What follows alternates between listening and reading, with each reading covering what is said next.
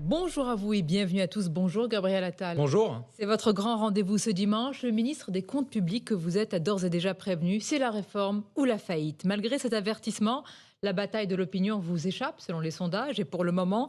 Et un mur syndical s'érige face à votre réforme des retraites avec un premier test dans la rue ce jeudi. Alors comment allez-vous affronter cette première mobilisation sur fond de crises multiples? De quel ressort disposez-vous encore? Et puis dans quel état peut se trouver le pays s'il est bloqué lors de cette séquence retraite? Pour vous interroger, à mes côtés, Nicolas Barré des Échos. Bonjour Nicolas. Bonjour Sonia. Et le sociologue et penseur Mathieu Bocoté. Bonjour à vous Mathieu. Bonjour. Gabriel Attal, la bataille des retraites est donc lancée. Les syndicats veulent une mobilisation historique ce jeudi. Fabien Roussel, on vient d'entendre dans le journal, appelle 1 million de manifestants à descendre dans la rue. Quel que soit le nombre de Français dans la rue ce jeudi, est-ce que vous dites qu'il y aura une réforme des retraites? Il faut une réforme des retraites, évidemment. Vous avez cité ce que j'ai dit, la réforme ou la faillite. La réalité, c'est qu'on a un système des retraites qui est structurellement déficitaire. Et si on ne fait rien, c'est 500 milliards de dettes sur les 25 années qui viennent. Et c'est la pérennité même de ce système par répartition qui est mise en danger. Alors maintenant, on est rentré dans une phase cette semaine avec l'annonce de la réforme par la Première ministre. On peut parler aux Français. On sort d'une séquence où on était dans une concertation. On échangeait avant tout avec les syndicats et avec les partis politiques. Et moi, je crois que mon rôle, et ce que je vais faire dans les semaines qui viennent, c'est aller à la rencontre des Français pour leur expliquer ce qu'il y a dans cette réforme. Je l'ai fait déjà cette semaine. J'ai fait une réunion publique à Juvisy avec des Français. Ce n'était pas des militants, c'était monsieur et madame tout le monde. Et on a parlé de la réforme des retraites. Et dans quel but vous pensez encore gagner la bataille de l'opinion? Regardez ce sondage, Gabriel Attal, pour le JDD. Avoir ce sondage, en tous les cas, là, c'est plus que de la défiance, il y a une forme d'hostilité. Est-ce que vous n'avez pas déjà perdu la bataille de l'opinion? Mais si je croyais que les batailles étaient perdues d'avance, je ferais autre chose que de la politique. Moi, je crois d'abord que la très grande majorité, si ce n'est la totalité des Français, sont attachés à un système par répartition. La solidarité intergénérationnelle, où vous avez les gens qui travaillent, qui financent la pension des retraités. Et c'est ce système qu'on veut préserver, sinon c'est la capitalisation à l'anglo-saxonne, où c'est le chacun pour soi. Ensuite, ce que je crois profondément, c'est que dans cette réforme, il y a énormément d'éléments, de mesures auxquels les Français sont favorables. Moi, je pense que majoritairement, les Français sont favorables à ce que quelqu'un qui a travaillé toute sa vie, qui a travaillé dur, il ait au moins une retraite à 1 200 €. Je pense que les Français sont majoritairement favorables à ce qu'on tienne compte du congé parental pour le calcul de la retraite pour les femmes qui ont élevé leurs enfants. Je pense que les Français, ils sont majoritairement favorables à ce qu'on tienne compte des moments où vous avez certains Français qui ont dû s'arrêter de travailler ou travailler moins parce qu'ils accompagnaient un enfant en situation de handicap ou un proche en perte d'autonomie. On tiendra compte maintenant de ces périodes dans la retraite. Je crois que les Français sont favorables, notamment les classes moyennes, à ce que quand on travaille au-delà de l'âge de la retraite, on puisse acquérir des droits pour la retraite. Aujourd'hui, si vous travaillez au-delà de l'âge de la retraite, vous cotisez à perte. Vous cotisez pour la retraite, mais ça améliore pas votre pension. Demain, avec notre réforme, si c'est votre cas, vous pourrez continuer à améliorer votre pension en continuant à travailler parce que vous cotisez. Malgré tout ce que vous venez de citer, là, cette énumération, ils sont 71% des Français qui restent contre le recul de l'âge de départ à la retraite. Alors, c'est l'élément, le totem, ce qui est indépassable aujourd'hui pour les Français. Évidemment, c'est l'élément qui fait le plus débat. C'est l'élément pour lequel on doit le plus se mobiliser pour convaincre. Moi, j'ai pas le souvenir. Vous pensez encore convaincre? Mais j'ai pas le souvenir. Je n'ai pas le souvenir d'une réforme des retraites qui se soit faite facilement. Évidemment qu'il faut aller discuter avec les Français, qu'il faut aller expliquer les choses. Et c'est pour ça que je suis là aujourd'hui aussi. Imaginons au terme de l'explication. Imaginons simplement qu'une opposition nette demeure, des proportions semblables, 50, 60, 70% s'opposent à la retraite. Vous seriez néanmoins légitime de l'imposer? Mais c'est pas une question d'imposer. Il va y avoir un débat au Parlement. Il y a une représentation nationale qui va discuter de ce texte.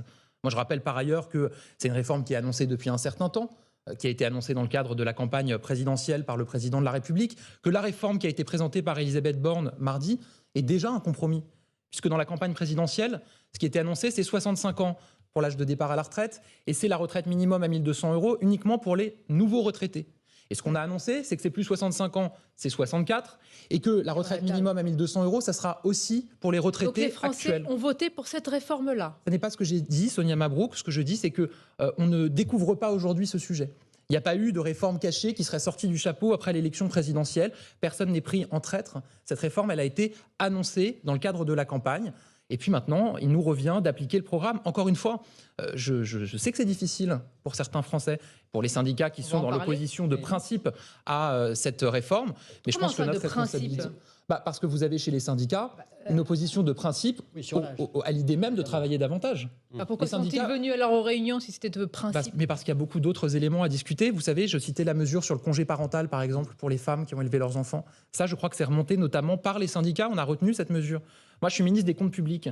Je suis à la tête d'administration, 120 000 agents, notamment les agents des douanes. On a beaucoup travaillé avec eux. Ils ont fait des propositions. Ils sont en désaccord, leurs syndicats, avec le fait de travailler plus longtemps. En revanche, ils émettaient des propositions depuis très longtemps sur la question de la retraite, puisque aujourd'hui, si vous êtes un douanier, à partir d'un certain âge, votre pension de retraite, elle baisse si vous continuez à travailler, parce qu'il y a une dégressivité de la bonification du 5e. Je ne vais pas rentrer dans les détails techniques.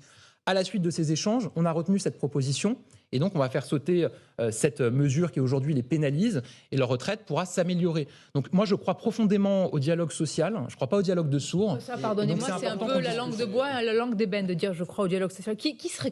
Imaginez, monsieur, un ministre qui vient nous dire je suis contre le dialogue social. Vous en avez qui peuvent ne pas en parler, qui peuvent ne pas le pratiquer. En l'occurrence, je le pratique dans mon ministère au quotidien. Fondamentalement quand même, comment est-ce que vous expliquez le fait que les Français, malgré tout ce que vous dites, malgré tous vos arguments, notamment comptables, 500 milliards de dettes si on ne fait rien, ils s'y opposent toujours? Est-ce qu'il n'y a pas quelque chose de plus profond dans un rapport au travail? Bien sûr. Je pense profondément qu'il y a évidemment cet enjeu-là sur lequel il nous faut travailler, que vous avez des Français qui sont malheureux au travail et qui voient le moment de la retraite comme une forme de libération. Et donc ça implique aussi pour nous qu'on agisse sur les conditions de travail et sur la rémunération du travail. C'est aussi des chantiers sur lesquels on travaille. Et dans cette réforme, par exemple, on prévoit un fonds d'1 milliard d'euros pour agir sur la pénibilité au travail, en prévention, pour faire en sorte que les métiers les plus pénibles le soient de moins en moins en investissant. On agit aussi sur la rémunération du travail et la valorisation, y compris financière, de ceux qui travaillent. Alors, quand on regarde l'opposition à l'Assemblée, il y a d'un côté le Rassemblement national qui s'oppose à la réforme mais dit la bataille se fera à l'Assemblée, nous n'en appelons pas à aller dans la rue, et la gauche, et plus particulièrement LFI, qui dit il faut que l'opposition se passe dans la rue. Est-ce que vous jugez que l'opposition du Rassemblement national est plus responsable? Moi, ce que je vois surtout, c'est que vous avez d'un côté le camp du blocage, effectivement, la France insoumise et ses alliés, socialistes, écologistes, qui vous disent effectivement il faut rien faire et puis il faut tout bloquer. Mais de toute façon, ils veulent toujours tout bloquer. Ils étaient devant les raffineries pour bloquer les raffineries il y a quelques mois pour empêcher les Français d'avoir de l'essence. Il y a quelques années, quand il y avait eu la réforme de l'université, les députés se déplaçaient devant les centres d'examen pour empêcher les étudiants d'aller passer leurs examens. Là, ils veulent maintenant bloquer l'Assemblée nationale puisque la chef du parti écolo, du parti Les Verts, a dit qu'elle voulait transformer l'Assemblée en ZAD. La ZAD, pour ceux qui ne se souviennent pas, c'est Notre-Dame-des-Landes, c'est-à-dire le blocage permanent. Et de l'autre côté, vous avez le camp du mensonge, le Rassemblement national, qui veulent faire croire aux Français qu'ils peuvent amener l'âge légal de départ à 60 ans. Ça coûte 85 milliards d'euros sur un système qui est déjà déficitaire. Ça serait le dernier coup de pelle sur le système de retraite français. Et ça pénaliserait qui? Ça pénaliserait les plus fragiles et les plus modestes.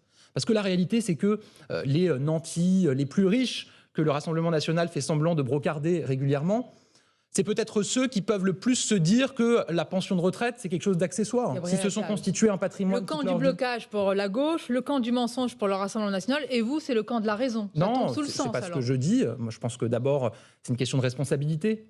Est-ce que, encore une fois, vous en auriez le monopole? Mais je ne dis pas qu'on a le monopole. Moi, je constate simplement que vous avez d'un côté une partie de l'opposition qui explique qu'ils veulent tout bloquer. Bloquer la rue, bloquer les raffineries, bloquer les transports, bloquer l'Assemblée nationale. Et que de l'autre côté, vous avez une opposition qui ment en expliquant aux Français qu'ils pourraient partir à 60 ans alors que ça coûte 85 milliards d'euros, qu'on ne sait pas les financer, ou alors, il faut dire les choses jusqu'au bout, ils augmenteraient les cotisations, c'est-à-dire ils feraient baisser le salaire de ceux qui travaillent, ou ils baisseraient les pensions de nos retraités. Et ça, c'est pas notre projet. Mais dans les semaines à venir, la question qui se pose, c'est la question du blocage, quand même, le blocage du pays. Et de ce point de vue, est-ce que vous distinguez les oppositions, celle de l'Assemblée, celle de la rue? Non, moi, ce que je dis, c'est que je souhaite que les Français puissent continuer à travailler, à aller et venir normalement dans les semaines qui viennent. Encore une fois, qu'il y ait une opposition à la réforme. Est-ce que vous avez les moyens aujourd'hui de garantir cela, un droit, j'allais dire, à la circulation, d'aller à son travail, etc. Non, aujourd'hui, on est tous dans l'incertitude. Qu'il y ait une opposition à la réforme des syndicats. Encore une fois, on est dans une démocratie, heureusement d'ailleurs. Heureusement, oui. Et je n'ai pas d'exemple de réforme des retraites par le passé qui ne se soit pas traduite par des manifestations, des grèves, des blocages. C'est la démocratie sociale, il y a un droit à manifestation et il y a un droit à grève. Donc ça peut être le grand retour de 95. Ça, j'entends ce que vous cherchez à faire, vous, entre guillemets. Je cherche à poser une question. Non, mais vous, entre guillemets, dans les médias, c'est-à-dire essayer d'expliquer que tout va être bloqué, que ça va être terrible, etc. Permettez-moi de croire. Permettez-moi, mais moi, je me place pas dans cet horizon-là. Vaut mieux pas tout déjà, prévoir, non, mais déjà, quand même. avant de nous placer dans un horizon où tout est bloqué, où il y a une espèce de dialogue de sourds et où il faut faire ce que vous dites, allons déjà échanger, discuter avec les Français. Expliquons ce qu'il y a dans notre réforme. Je suis sûr que dans ce que j'ai expliqué tout à l'heure, dans les mesures que j'ai présentées, certains de vos téléspectateurs ou auditeurs ont découvert certaines mesures qui figurent dans cette réforme. Je ne comprends pas, pardonnez-moi. Vous avez dit vous-même qu'il y a eu l'élection présidentielle et donc les Français étaient au fait de cette réforme. Qu'est-ce que vous voulez expliquer aujourd'hui? Les Français ont compris ce que vous vouliez faire et ils sont majoritairement contre. Vous pensez qu'en quelques jours, vous allez retourner l'opinion? Non, d'abord, ce que j'ai dit, c'est que cette réforme, elle a évolué depuis l'engagement de campagne et que c'est déjà un compromis qui a été présenté. Et donc, je pense qu'il faut expliquer les choses. Il faut dire très concrètement ce qu'on prévoit de faire. Il faut probablement aussi continuer à enrichir cette réforme. C'est encore possible? Bien sûr que c'est encore possible. Qu'est-ce que vous avez dans votre besace? Vous avez des enjeux qui sont fondamentaux sur lesquels, pour reprendre l'exemple de la réunion que j'ai faite avec des Français jeudi, j'en ferai encore une autre la semaine prochaine, sur lesquels j'ai été beaucoup interrogé et interpellé, la question de l'emploi des seniors. Comment est-ce qu'on est encore plus efficace pour agir en faveur de l'emploi des seniors? On a présenté un certain nombre de mesures avec un index senior, etc. Oui, qui ne sont pas si contraignantes que ça. Alors, c'est une obligation de transparence. On va continuer à échanger. On va continuer à échanger, à discuter. Est-ce qu'il y a des mesures qui peuvent venir enrichir? Ensuite, pour des situations de vie pour lesquelles vous avez des carrières hachées qui ont un impact ensuite sur la retraite. Je vous ai annoncé plusieurs choses qu'on allait prendre en compte désormais, le congé parental et le congé pour les aidants, c'est-à-dire ceux qui accompagnent une personne handicapée ou en perte d'autonomie. Est-ce qu'il y a d'autres situations dont il faudrait tenir compte? Ça peut faire aussi partie des discussions avec les organisations syndicales et puis ensuite au Parlement, si le Parlement n'est pas bloqué comme une ZAD. Qui pourrait être contre ces réformes qui vont aider une partie des Français, mais en même temps, ça vient grignoter et, j'allais dire, miner le reste d'économie que vous pourriez faire avec cette réforme. Donc tout ça pour ça. Moi, je ne crois pas. Je pense qu'il faut qu'une réforme, elle soit juste. Très bien. Et oui, c'est juste de dire qu'on sauve notre système. Vous avez dit urgence financière et là, ça... C'est juste de dire qu'on doit travailler tous globalement un peu plus longtemps. Et moi, ce que je rappelle, c'est que même à l'issue de cette réforme, la France sera dans les grands pays européens le pays où on parle plus tôt encore après cette réforme. Est-ce que tôt ou tard, la question des retraites reviendra dans quelques années puisque cette réforme est incomplète? On est déjà dans cette réforme-là, mais regardez autour de nous. La plupart des pays sont déjà soit à 65 ans, soit à 67 ans. Vous en avez même certains qui ont d'ores et déjà prévu dans plusieurs décennies d'aller au-delà. Donc, y compris après cette réforme, on sera en dessous de la plupart de nos voisins européens. On sera à peine à l'équilibre en 2030 avec votre réforme et ensuite encore on sera en à l'équilibre. En fait, il faudra on sera à l'équilibre en 2030. Et ce que je veux rappeler par ailleurs, c'est qu'avec notre réforme et les mesures que j'ai évoquées pour ceux qui ont commencé à travailler tôt, pour ceux qui ont eu un métier pénible qui pourront partir avant, c'est 40% des Français qui partiront avant 64 ans. Et ça aussi, je pense que ça n'a pas été suffisamment dit. Et c'est aussi ma responsabilité de le faire savoir. On va continuer à en parler, Gabriel Attal, d'autant que Laurent Berger pense à l'inverse, qu'avec cette réforme, vous allez au contraire braquer une partie des Français et nourrir le vote RN. Vous nous répondrez à ce sujet et d'autres. Une courte pause et on se retrouve ensemble sur Europe 1 et CNews. Et notre invité ce dimanche, le ministre des Comptes publics, Gabriel Attal, à 4 jours de la mobilisation jeudi. Vous avez qualifié, Gabriel Attal, le Rassemblement national de camp du mensonge et la gauche, et en particulier la France insoumise, de camp du blocage. Mais qui sera vraiment responsable du blocage? S'il y a blocage en France, certains disent que ce serait, la France insoumise dit que ce serait plutôt vous. Et moi, je vous ai... De fait, vous faites passer cette réforme... sans l'assentiment des Français. D'abord, je vous ai dit combien on a fait évoluer cette réforme depuis qu'elle a été annoncée dans la campagne présidentielle. Combien on est prêt à continuer à discuter et à améliorer cette réforme, le cas échéant. Moi, je fixe sur quel point précisément est-ce que vous pourriez... Moi, je fixe 2 éléments. Oui. D'abord, on veut retrouver l'équilibre de notre système de retraite, vous l'avez rappelé, en 2030, première chose. Et deuxième chose, on veut retrouver l'équilibre, non pas en augmentant les cotisations de ceux qui travaillent, comme le proposent certains, c'est-à-dire en baissant leur salaire, ni en baissant les pensions de nos retraités. À partir de là, évidemment, on peut continuer à discuter, à travailler avec tous ceux qui veulent travailler et être constructifs. Je vous ai évoqué la question de l'emploi des seniors, je vous ai évoqué la question de la prise en compte des carrières hachées, de périodes de la vie où peut-être qu'on travaille moins pour des raisons qui ne sont pas qu'on a envie de travailler moins, mais parce qu'il peut arriver des événements dans la vie. Je vous ai évoqué l'événement heureux de l'arrivée d'un enfant avec le congé parental, des événements plus difficiles avec un proche en perte d'autonomie qu'on doit accompagner. Peut-être qu'il y a d'autres idées, d'autres propositions qui peuvent émerger. Moi, je le dis, il faut être ouvert aussi aux propositions qui peuvent émerger du débat social, syndical et du débat politique à On l'Assemblée. entend ce que vous pouvez, non pas céder, mais peut-être améliorer, mais fondamentalement, Gabriel Attal, on ne comprend pas en réalité la pensée d'Emmanuel Macron. Quelle différence entre Emmanuel Macron en 2019, qui avait affirmé avec conviction, semble-t-il, qu'il serait hypocrite de décaler l'âge légal de départ à la retraite, et un Emmanuel Macron, quelques années plus tard, en 2022, qui pense le contraire et acte du contraire. Quelle différence fondamentale? D'abord, vous savez que le Conseil d'orientation des retraites, qui est l'observatoire avec les experts des retraites... qui ont fait dire tout et son contraire. Oh non, Chacun a sa lecture du corps. Il y a des rapports qui sont très clairs, vous avez des choses qui sont dites dans les rapports, mais en tout cas, le Conseil d'orientation des retraites, pendant un certain temps, n'estimait pas des déficits à ce niveau-là pour les années à venir. Il y a un certain nombre de rapports qui ont été remis. Il y a pu y avoir des évolutions dans les chiffrages qui étaient faits. Aujourd'hui, on voit bien c'est pas flagrant. que l'enjeu... 2019-2022, je suis allé voir. C'est pas en tout cas, je peux vous dire qu'au début, change totalement de. Je peux vous dire qu'au début du quinquennat précédent, les prévisions de déficit n'étaient pas les mêmes que celles d'aujourd'hui. Raison pour laquelle, d'ailleurs, au début du quinquennat précédent, la réforme qu'on avait proposée n'était effectivement pas une réforme paramétrique, mais une réforme systémique où on remettait le système à plat. Aujourd'hui, on voit que l'urgence, c'est d'abord de garantir l'équilibre de notre système de retraite à long terme, parce que sinon, encore une fois, c'est la pérennité de ce système qui est mise en danger. Je vais vous poser une question tabou, mais la France est un des rares pays au monde où le revenu moyen des retraités est légèrement supérieur à celui des actifs. Est-ce qu'il n'y avait pas là moyen de rééquilibrer les choses? C'est ce que disait Emmanuel Macron d'ailleurs en 2017, et puis là, maintenant, il a un peu abandonné ça, sans doute pour des raisons électorales, on imagine. Non, on voit aussi qu'on a une situation qui est conjoncturelle, on l'espère le plus possible, mais d'inflation, avec des difficultés sur le pouvoir d'achat, y compris pour les retraités, pour qui c'est difficile. Donc encore une fois, moi, je ne suis pas favorable à ce qu'on baisse la pension des retraités. J'entends d'ailleurs personne, dans le débat politique ou dans le débat syndical, mettre en avant cette proposition qui consisterait à faire baisser la retraite. Au contraire, moi, ce que je souhaite, c'est que pour des gens qui ont travaillé toute leur vie, qui ont une carrière complète, qui ont aujourd'hui une retraite de 850, 900, 950 euros, ils aient au minimum une retraite à 1200 euros. Je pense que c'est une mesure de justice qui est fondamentale. Alors, Laurent Berger dit, avec la réforme des retraites, celle que vous proposez, beaucoup de salariés vont se tourner finalement vers le Rassemblement national. Est-ce que vous craignez aussi cela? Moi, je pense que ce qui alimente le Rassemblement national, c'est d'abord le fait que des travailleurs, des salariés aient le sentiment de travailler pour les autres, de faire beaucoup d'efforts, de se lever le matin pour aller travailler pendant c'est un sentiment ou une réalité?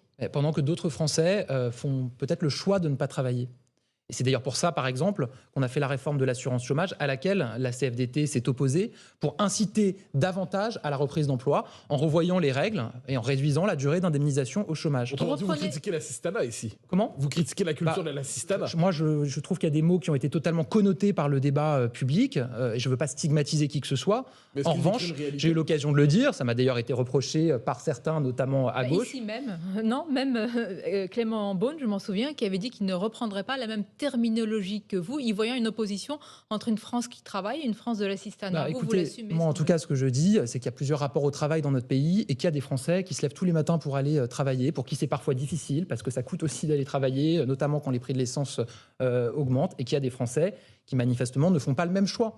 Et je pense que le premier carburant pour le Rassemblement national, c'est d'abord celui-là. Et c'est pour ça qu'on agit avec la réforme de l'assurance chômage. Et j'irai plus loin en disant que j'espère qu'on ira vite sur la réforme du RSA pour mettre des contreparties en face du RSA. On va lancer cette année une expérimentation dans, je crois, 19 départements pour lancer les choses. Moi, je souhaite qu'on accélère sur ce sujet-là. Première chose. Et deuxième chose, donc, moi, je ne veux pas qu'on ajoute à ce sentiment de travailler pour d'autres le sentiment de travailler pour rien. C'est-à-dire de cotiser toute sa vie pour un système de retraite sans avoir la garantie de pouvoir bénéficier de sa retraite parce que le système pourrait s'écrouler si on ne fait pas la réforme. Encore une fois, cette réforme, on l'a fait pour ceux qui n'ont que le travail comme seul capital.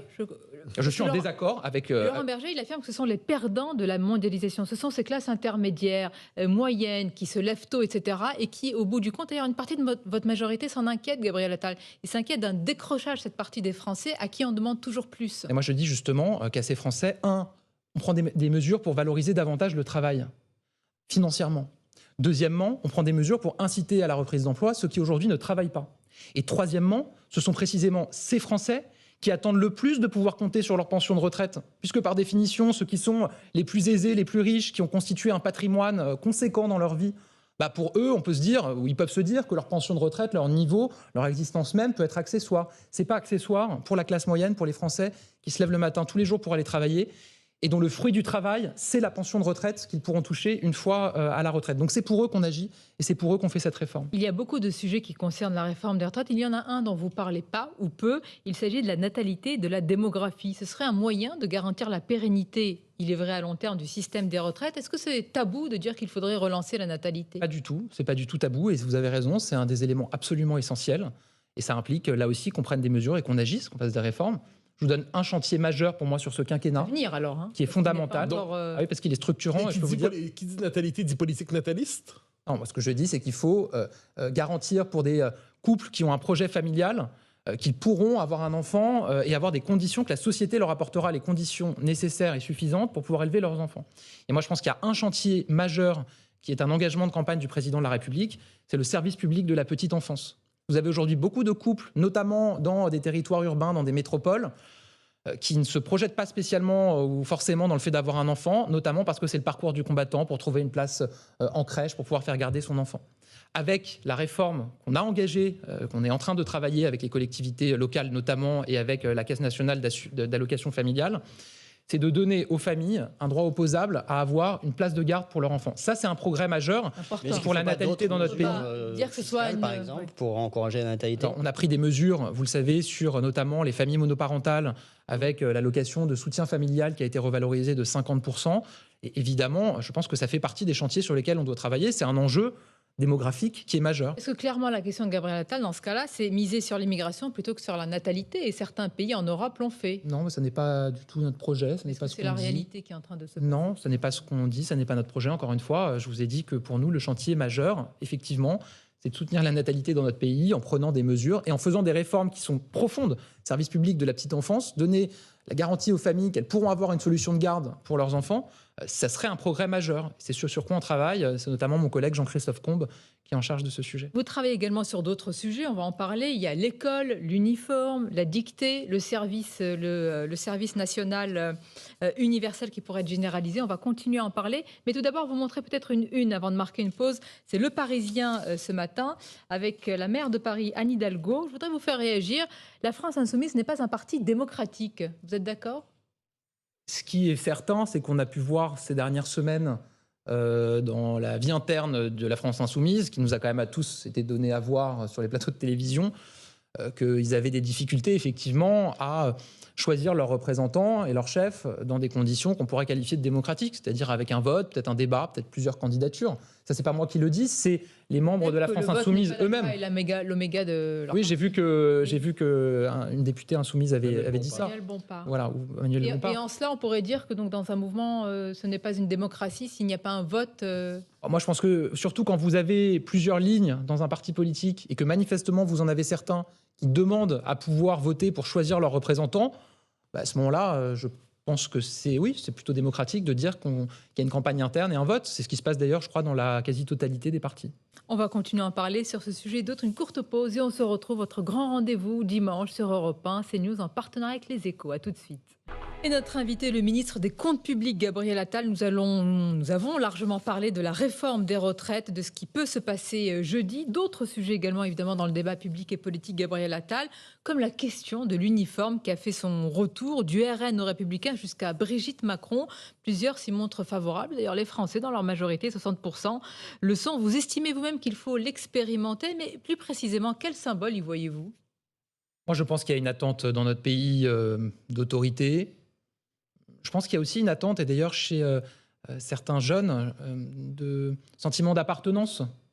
Quand on a une tenue commune dans le cadre de l'école ou dans notre projet, il y a un sentiment d'appartenance aussi qui est recherché par les jeunes. Moi, j'avais travaillé sur ce sujet puisque j'ai été secrétaire d'État à l'éducation et parce que j'ai lancé le service national universel, dont le président de la République annoncera d'ailleurs la généralisation très prochainement. Et s'était posé à ce moment-là la question de savoir s'il fallait que les jeunes portent un uniforme ou pas. Et moi, j'avais décidé que les jeunes porteraient l'uniforme dans le cadre du service national universel qui vise, je le rappelle pour ceux qui nous regardent, qui ne le savent pas forcément, à remplacer ce qui a été le service militaire, évidemment sans la dimension militaire, sans la dimension apprentissage du port des armes, etc., mais en tout cas comme un creuset républicain qui est absolument essentiel autour des valeurs de la République. Et donc c'est un débat important. Mais très franchement, vous-même, vous auriez aimé, quand vous étiez à l'école, porter l'uniforme, là, un blazer bleu marine, cravate, tout ça? Je ne suis pas certain, mais je pense que si tout le monde le portait, je pense que c'est quelque chose, on peut s'y faire. Voilà. Moi, ce que je crois, c'est que, effectivement, vous l'avez dit, dans un premier temps, donnons déjà peut-être la possibilité aux établissements scolaires, en consultant par exemple les parents d'élèves, de décider ou pas, s'ils veulent mettre en place l'uniforme. Ça serait une première étape qui nous permettrait de voir quels effets ça a. Et ensuite, éventuellement, si on considère que c'est positif, à différents points de vue, le généraliser. Vous parlez de mesures d'autorité. Est-ce qu'on peut y voir aussi une réponse justement à la contestation de la laïcité à l'école, aux inégalités sociales qui se révèlent par la culture des marques? Mais est-ce que c'est une réponse aussi sur la question de la laïcité? Je vois que certains avancent cet argument-là pour l'uniforme. Moi, ce que je voudrais, c'est qu'on réponde à cet enjeu de la laïcité à l'école dès aujourd'hui, sans attendre, entre guillemets, l'uniforme pour le faire. On le fait déjà. Comment? Le fait pas. C'est pas le cas? Je crois qu'on met beaucoup de moyens pour le faire, et on le doit notamment à Jean-Michel Blanquer quand il était ministre de l'Éducation nationale, qui a mis en place un cadre qui permet déjà de signaler les atteintes à la laïcité dans un cadre scolaire. Pap Ndiaye prolonge aujourd'hui ce travail-là, notamment en faisant la transparence sur ce qui se passe, le rappel des règles, le soutien aussi à nos enseignants qui est absolument essentiel. Il y a une rupture quand même entre les deux ministres, hein. Gabriel Attal voyant auprès de Jean-Michel Blanquer une défense plus vive, plus vigoureuse justement de la laïcité, quand Pap Ndiaye a une autre vision justement. Non, je ne crois pas. En tout cas, moi j'ai été secrétaire d'État à l'éducation à l'époque où Jean-Michel Blanquer était ministre, et c'est vrai que je confirme qu'il était très engagé sur ce sujet-là. D'ailleurs, avant qu'on en parle autant dans le débat public, en mettant en place des outils, un cadre qui permet la remontée des signalements et qui permet aussi surtout d'accompagner les enseignants, les directeurs d'établissement quand ils sont confrontés à des situations très difficiles. Et évidemment que Pap Ndiaye prolonge aujourd'hui cette action. Non, pourquoi évidemment? Parce qu'il est ministre de l'Éducation qu'évidemment il prolonge? Peut-être qu'il a une autre Non, histoire, parce qu'il est ministre de l'Éducation d'Emmanuel Macron, et que pour Emmanuel Macron, c'est un enjeu évidemment fondamental que de lutter contre toutes les atteintes à la laïcité, que ce soit dans un cadre scolaire ou dans d'autres cadres. Uniforme, dictée quotidienne, ça c'est Pap Ndiaye pour les CM1, CM2. Est-ce que c'était mieux avant? Est-ce qu'il y a une sorte de retour aux fondamentaux aujourd'hui? Mais moi, je pense qu'il faut un retour aux fondamentaux en matière scolaire. C'était mieux avant. Mais je pense que, et d'ailleurs ce qu'on a montré depuis 2017, je crois quand même, c'est qu'on est attaché à ce retour aux fondamentaux. Retour aux fondamentaux, à quel moment les avons-nous échappés? Il faut y revenir, on les a perdus. Je pense que oui, on s'en est un peu éloigné peut-être ces dernières décennies. Et en 2017, Emmanuel Macron a dit retour aux fondamentaux. D'abord les fondamentaux, le rappel de ce que c'est à l'école, lire, écrire, compter, respecter autrui. Ensuite, les fondamentaux sur les méthodes pédagogiques. Peut-être pas rentrer dans des débats techniques de l'éducation nationale, mais je vous donne un exemple sur la question de la lecture. On sait, et en tout cas je pense qu'il y a une forme de consensus sur ce sujet-là, que ce qu'on appelle la méthode globale, pendant des années, des décennies, a fait beaucoup de ravages dans l'éducation nationale, et on a décidé dans le précédent quinquennat de revenir à la méthode syllabique.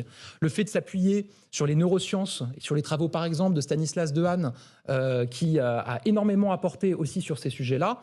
Voilà. Le fait de bannir l'écriture inclusive dans l'éducation nationale, c'est le choix qu'on a fait dès le précédent quinquennat. Je pense que là aussi, c'est un message fort qui a été envoyé. Moi, je m'inscris totalement dans cette ligne. Néanmoins, le niveau continue de baisser, et notamment en mathématiques. Là, vous insistez beaucoup sur le français, si je puis dire, mais la méthode syllabique, la lecture, la dictée. En maths, on continue à baisser le niveau. C'est vrai que je pense que le sujet aujourd'hui qui est le plus difficile, c'est cette question des mathématiques. Vous savez qu'il y a des réformes qui avaient été engagées dans le précédent quinquennat, notamment où les mathématiques, où les mathématiques pour le coup ne figuraient plus dans le tronc commun dans le cadre de la réforme du lycée. On a annoncé qu'on allait remettre les mathématiques. Voilà, il faut aussi, quand il y a des réformes, ça peut arriver qu'il y ait des réformes qui ne soient pas parfaites. Et qu'il y ait des choses qui soient à perfectionner ou à corriger. Mais je pense qu'à ce moment-là, il faut le dire et il faut le faire. Et c'est ce qu'on fait sur cette question-là. Après, vous avez aussi des réformes qui ont été conduites dont on percevra les effets à moyen, voire à long terme. C'est le propre des réformes. C'est le propre des réformes nécessaires, mais c'est aussi pour ça, parfois, que ces réformes n'ont pas été conduites, peut-être parce que des gouvernements se disaient qu'on n'en verrait pas les effets à l'échéance de la prochaine élection. On joue la prochaine génération. Et par exemple, je vous donne un exemple ambitieux, sur les petites classes CP, CE1, sur le dédoublement des classes. Le fait de dire que dans les quartiers les plus difficiles, où on sait que les enfants ont le moins d'accompagnement à la maison, dire on double la classe et il y a un professeur pour 12 élèves, c'est fondamental. Ça se verra évidemment, puisque c'est des enfants qui sont très jeunes, à plus long terme. Mais je pense qu'y compris sur la question des fondamentaux, y compris sur celle des mathématiques, ça aura un impact. Vous avez été dans ce grand ministère de l'Éducation nationale. Voilà pourquoi vous parlez de ces sujets. Brigitte Macron en parle aussi, mais elle a parlé à la fois de l'école, de l'éducation, de l'uniforme, des retraites. Vous avez vu poindre ces critiques, se demandant quel est son rôle. Est-ce que c'est à elle de s'exprimer sur ces différents sujets? Je vois que vous regardez ça avec un œil un peu qui... Je crois que Brigitte Macron, c'est une professionnelle de l'éducation nationale. Moi, je rappelle qu'elle est avant tout professeure. Par ailleurs, elle est très engagée depuis 2017 sur la question de la lutte contre le harcèlement scolaire, qui est là aussi un véritable fléau dans toutes les sociétés modernes aujourd'hui, et qu'elle agit résolument et qu'elle participe à agir des cas dans l'actualité qui contre ce sujet. Prennent aux tripes de harcèlement. Avec le jeune Lucas notamment, qui s'est suicidé parce qu'il était manifestement harcelé. Et ça nous rappelle à quel point il nous faut continuer à agir face à ce fléau qui peut emporter des vies, comme on le voit. Donc toutes les voix, évidemment, sont nécessaires dans ce cas-là. Toutes les voix sont nécessaires, et je crois que Brigitte Macron, notamment sur ce sujet-là, elle a non seulement une voix qui porte, mais en se déplaçant beaucoup sur le terrain, et souvent d'ailleurs sans médias, sans presse, sans qu'on le sache, en allant à la rencontre de la communauté éducative dans beaucoup de territoires français, elle participe quand même à faire remonter des propositions, des idées. Et sur cette question du harcèlement, qui est son combat... Donc elle est aussi un capteur, finalement. Oui, bien sûr, je pense que c'est positif. Et sur cette question du harcèlement, où on a renforcé nos moyens, renforcé nos outils avec des référents par établissement, avec un numéro d'appel qui est désormais généralisé, avec une journée annuelle de lutte contre le harcèlement. Voilà, des initiatives très fortes qui ont été portées ces dernières années. Évidemment, elle y a participé. Mais ce que vous dites est fondamental. Vous parlez du harcèlement à l'école, du fait que quelquefois on a l'impression qu'il se généralise. Diriez-vous que l'école est aussi aujourd'hui, de manière étonnante, un lieu où frappe l'insécurité? D'abord, ce que je dis, c'est que la vraie évolution des dernières années, c'est que le harcèlement n'est pas qu'à l'école et qu'il se prolonge en dehors de l'école, notamment du fait des réseaux sociaux. Et ça, c'est vraiment le bouleversement qu'on constate dans toutes les sociétés occidentales, où vous avez des enfants. Il y a toujours eu une forme de harcèlement à l'école, il y a toujours eu la nécessité de lutter contre. Aujourd'hui, avec les réseaux sociaux, ça se prolonge en dehors. Vous avez des enfants qui sont harcelés parfois par les camarades de leur école ou de leur classe, en dehors des horaires de l'école, via les réseaux sociaux. Et donc, c'est aussi ce phénomène-là qu'il nous faut appréhender. On a renforcé des outils, on soutient des associations, par exemple, pour faire retirer des contenus qui sont postés sur les réseaux sociaux qui participent au harcèlement. Mais oui, on voit que dans le cadre scolaire, il y a ces phénomènes de harcèlement. C'est fondamental. Et les réseaux sociaux en sont un accélérateur. Mais il y a aussi, est-ce qu'il n'y a pas quelque chose de plus profond dans la société également? Parce que là, on dirait que c'est l'arbre qui cache la forêt des réseaux sociaux. J'ai commencé tout à l'heure en vous parlant de rapport à l'autorité, de fondamentaux et du respect d'autrui. Et je pense que c'est absolument essentiel, et c'est absolument essentiel qu'on agisse dans l'école de la République pour ces fondamentaux. Moi, je vois aujourd'hui beaucoup de familles qui font le choix de se tourner vers l'école privée, pour plusieurs raisons. Alors, notamment parce qu'il y a la question des remplacements, quand les professeurs sont absents, mais aussi sur cette question de l'autorité et sur cette question des fondamentaux.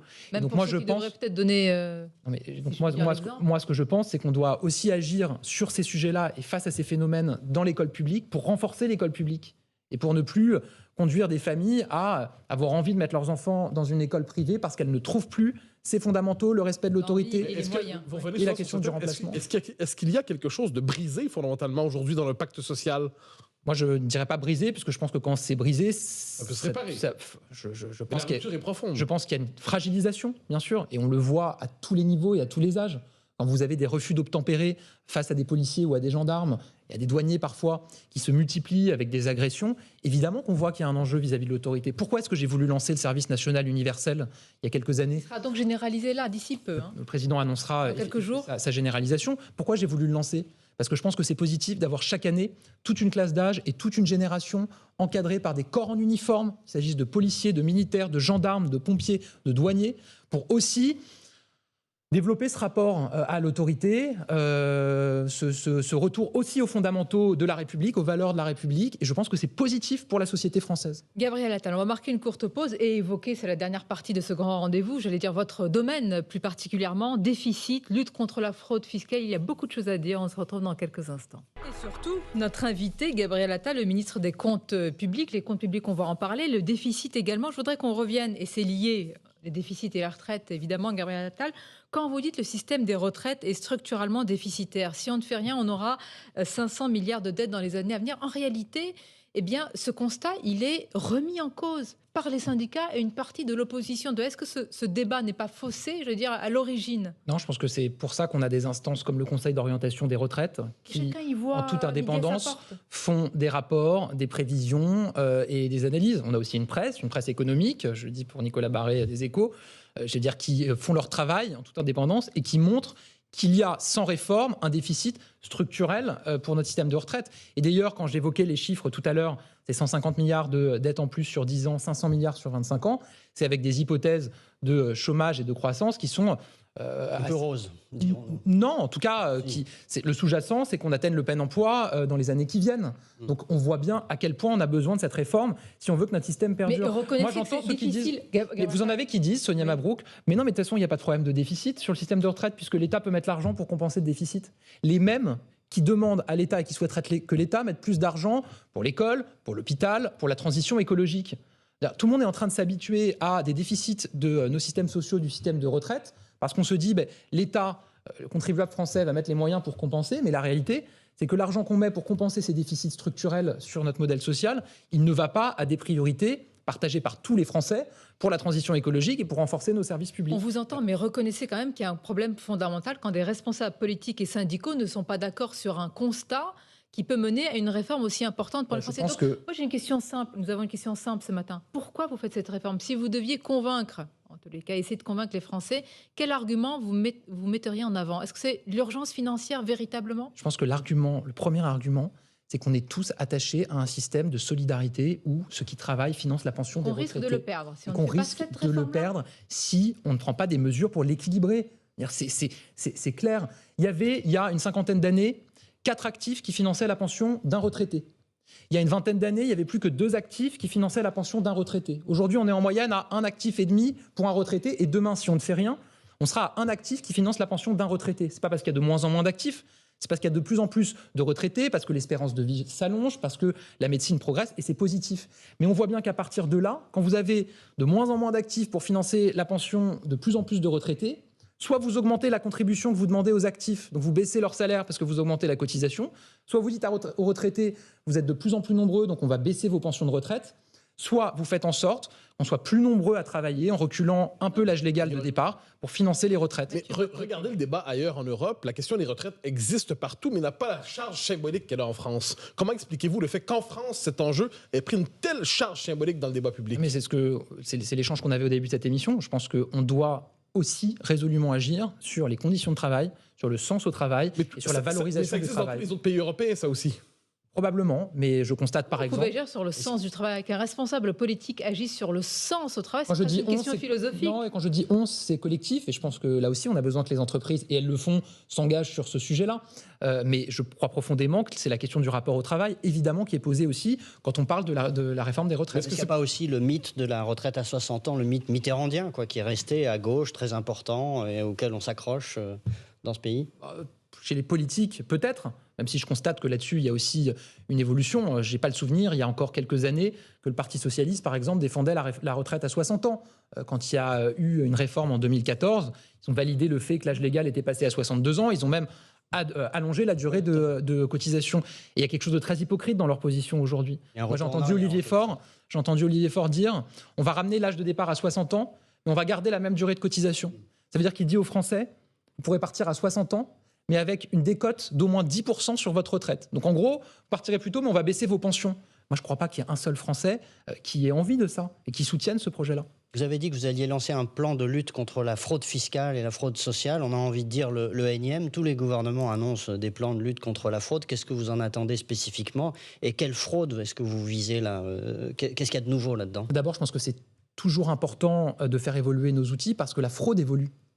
Et notamment, on en parlait tout à l'heure avec le numérique, les cryptos. Et donc, oui, moi, je travaille en ce moment et je vais travailler avec des parlementaires de tous les groupes politiques. En tout cas, je vais proposer à tous les groupes politiques de participer à ce travail, à un plan que je présenterai à la fin du premier trimestre de cette année de lutte contre les fraudes, c'est-à-dire fraude fiscale, sociale et douanière. Il y a eu aussi. Bien sûr. Vous pensez qu'il y aura un consensus sur votre projet des différents dans l'arc politique? Là, moi, ce que je souhaite, c'est que tous les groupes politiques puissent apporter des propositions pour ce plan. J'ai déjà pris des mesures ces derniers mois. Je vous donne un exemple. Vous citiez la fraude sociale. J'ai notamment décidé qu'à partir du 1er juillet prochain, on ne pourra plus verser d'allocations sociales sur des comptes bancaires étrangers. Il faudra un compte bancaire français ou européen pour recevoir des allocations sociales. Je pense que c'était attendu. Si on prend la question de la fraude fiscale, j'ai décidé qu'on pourra désormais retirer à une entreprise son numéro de TVA lorsqu'il y a de très forts soupçons sur le fait qu'elle fasse de la fraude à la TVA. Je rappelle que l'INSEE, il y a quelques mois, a évalué la fraude à la TVA en France à 23 milliards d'euros par an. Donc oui, il faut continuer à perfectionner nos outils. Il y a eu aussi des avancées ces dernières années. Dans le premier quinquennat d'Emmanuel Macron, un exemple sur la fraude fiscale, on a fait sauter ce qu'on appelle le verrou de Bercy, ce qu'on appelait le verrou de Bercy. Où avant, c'est l'administration fiscale qui décidait si elle transmettait à la justice ou pas des dossiers de fraude. Désormais, pour toutes les fraudes importantes, ça part et c'est transmis à la justice. Il faut continuer à faire évoluer nos Et pour outils. les gros poissons, on se souvient que McDonald's a accepté de payer une somme record, je crois que c'était... 1,3 milliard d'euros. Ouais. Vous connaissez par cœur, évidemment, quand ça rentre dans les caisses de l'État, ça fait du bien à l'État pour solder son contentieux fiscal. Et d'ailleurs, de ne pas passer forcément par la justice, ça permet peut-être d'aller plus vite. Est-ce que vous allez faciliter justement ces procédures-là ? Il y a déjà cette avancée qui a été permise par la loi fraude, je crois que c'était en 2018. Et oui, c'est vrai que ça permet à l'administration fiscale de recouvrer des montants très importants, beaucoup plus vite que quand vous avez une procédure judiciaire qui peut être très très longue, parce qu'on a face à nous, l'État, des armées de juristes et qui sont surtout incertaines. Et je rappelle, pardon pour ceux qui nous écoutent, que dans le cadre de ces amendes qui sont prononcées et qui mettent fin aux poursuites, c'est homologué, validé par le juge. C'est pas nous qui décidons de dire. Mais abandonne les choses. mais pour l'homme ordinaire qui regarde ça, est-ce qu'il ne se dit pas les grandes entreprises peuvent négocier avec le fisc? Pour l'homme ordinaire, c'est plus compliqué. Lui, il doit se contrôler de manière très serrée. Non, parce qu'en l'occurrence, elle négocie avec le parquet national financier, le PNF, qui participe lui-même à la négociation, et c'est homologué par la justice. Simplement, on a vu des dossiers par le passé où vous aviez des fraudes très importantes par des entreprises, où vous aviez une procédure judiciaire qui dure parfois 10 ans, voire 15 ans, et vous avez à chacune des audiences, d'abord en première instance, ensuite en appel, etc., des montants d'amende qui diminuent. Et donc, moi, je pense que c'est bien dans certains dossiers, quand l'administration fiscale et la justice, puisqu'elle homologue, considèrent que c'est utile et que c'est efficace pour les finances publiques, qu'il puisse y avoir... C'est une justice négociée. Et en réalité, vous Il récupérez... n'y a rien de nouveau, Sonia Mabrouk, ça fait à peu près 5 ans. Non, mais vous récupérez plus rapidement. Mais peut-être que vous facilitez davantage. Et donc, pour l'exemple de la procédure. McDonald's, Vous récupérez plus rapidement. Pour l'exemple de McDonald's, c'est 1,3 milliard d'euros qui ont été recouvrés. On a eu également une autre grande entreprise, une grande banque, pour laquelle on a eu des sommes très importantes qui ont été recouvrées. Maintenant, il y a aussi des procédures judiciaires. Et puisqu'on parle des grandes entreprises, il y a une très grande avancée qui interviendra cette année sur la question de l'optimisation fiscale. C'est l'imposition minimale pour les grandes entreprises. Et là, c'est la France, objectivement, qui a gagné un combat à l'international, puisqu'on défendait ça à l'OCDE, on a obtenu un accord en 2021. On le défendait ensuite au niveau européen. On nous disait, vous n'arriverez jamais à avoir un accord européen. On a eu un accord en décembre sur ce sujet-là. Ça veut dire quoi? Ça veut dire maintenant que les grandes entreprises, les multinationales, auront un taux d'imposition minimal, où qu'elles soient installées et quelles que soient les filiales dans lesquelles elles font bouger leurs profits. Parce que ça, c'était une vraie injustice. La petite PME française, elle ne peut pas se dire qu'elle va délocaliser ses profits dans un autre pays où elle paye moins d'impôts. Par contre, les grandes multinationales, aujourd'hui, elles le peuvent. Et grâce à cet accord qu'on a obtenu au niveau européen, qu'on va transcrire dans la loi, il y aura cette imposition minimale pour les grandes entreprises. Gabriel Attal, il nous reste quelques minutes avant de conclure. On va conclure sur ce qui nous attend cette semaine. Une semaine décisive, comme on le dit souvent, mais pour ce cas-ci, elle va l'être. Nous avons commencé par ce qu'avait dit Fabien Roussel, qui appelle à 1 million de manifestants par ce mur syndical. Vous nous avez dit, quoi qu'il se passe, il y aura une réforme de retraite parce qu'il y a une urgence. Et s'il y a une multiplicité des mobilisations sur fond de crise multiple, inflation, pouvoir d'achat, etc., est-ce que vous avez préparé un plan B ?